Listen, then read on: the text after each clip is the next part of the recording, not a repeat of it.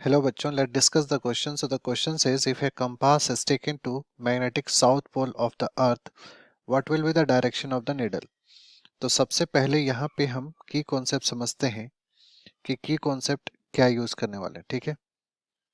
तो की कॉन्सेप्ट की बात करें तो यहाँ पे सबसे पहले की कॉन्सेप्ट देखें तो हमको पता है कि अगर मैग्नेटिक पोल्स की बात करें या फिर नीडल की बात करें तो magnetic needle has magnetic compass बोल सकते हैं। Magnetic compass has south and north pole. South and north pole ये होता है और इसी की वजह से ये डायरेक्शन को शो करता है, ठीक है। अगर हम यहाँ पे डायग्रामेटिकली इसको रिप्रेजेंट करना चाहें तो मान के चलिए कि ये हमारा अर्थ है और ये हमारा ज्योग्राफिकल नॉर्थ और ज्योग्राफिकल साउथ है, ठीक है। और उसके बाद मान के चलिए कि ये जो है ये हमारा मैग्नेटिक नॉर्थ, ये जो है मैग्नेटिक नॉर्थ है और ये मैग्नेटिक साउथ, ठीक है। तो यहाँ पे क्या होगा कि जब हम पोल्स पे जाएंगे, ठीक है, जैसे कि मान के चलिए यहाँ पे जब हम पोल्स पे जाएंगे तो पोल्स पे होगा क्या, यहाँ पे जो मैग्नेटिक फील्ड लाइंस होती है वो एकदम ऐसे एग्जैक्टली होंगी वर्टिकल डायरेक्शन में, ठीक है। उसी तरह यहाँ पे भी वर्टिकल डायरेक्शन में होंगी magnetic field lines,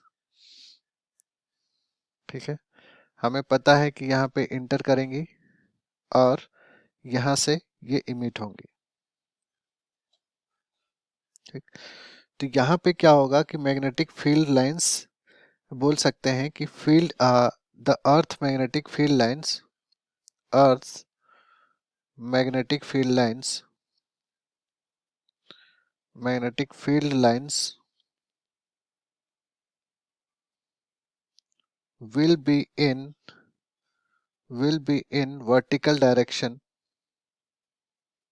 vertical direction at vertical direction at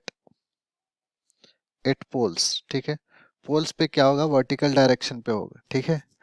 अब यहाँ पे क्या होगा कि जैसे हम जाएंगे, अगर हम मान के चलिए कि साउथ पोल पे, क्वेश्चन के अकॉर्डिंग अगर साउथ पोल पे जाते हैं तो इस कंडीशन में क्या होगा कि जो कंपास नीडल है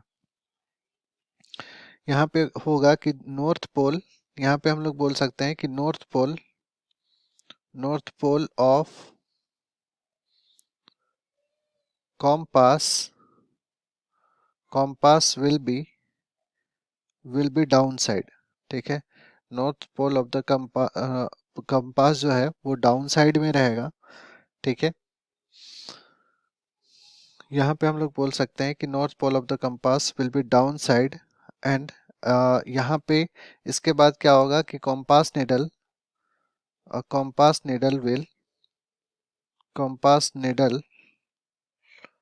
will move freely will move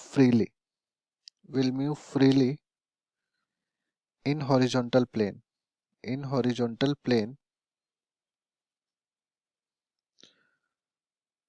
और इसका कोई डायरेक्शन नहीं रहेगा, किसी भी एक डायरेक्शन में वो मूव करते रहेगा। इट में rest in any arbitrary direction, मतलब किसी भी एक डायरेक्शन में रेस्ट कर सकता है, कोई एक फिक्स डायरेक्शन नहीं रहेगा।